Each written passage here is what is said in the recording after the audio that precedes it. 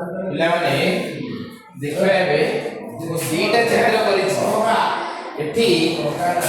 टिके देखो त्रिभुज एबीसी रे त्रिभुज एबीसी रे एबिटा होता तार अंतर सम देखो हमर उपपाद्य 2 अनुसार बोले उपपाद्य 2 अछि ताई हिसाब रे यदि कोनोसी त्रिभुज गोटे कोण सम देखो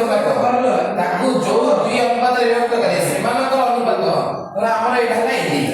एडी बीसी को बीडी और डीसी ए दुई भाग विभक्त करूची जदि विभक्त करूची तले केकर अनुपात ला बीडी और डीसी रो अनुपात बीडी साइड सपन के ना जो दुईटा सपन बहुत आसते अछि त्रिभुज ना एबी और एसी का अनुपात संगे समान होय एटा तो हला हम अंतर सम देखण पई से दुईटा बहिष्ठ कोण रे सम देखण अछि एठी देखिबा ए चित्रटा देखिबा ना त्रिभुज एबीसी रो वर्तमान डीएबी एक बहिष्ठ कोण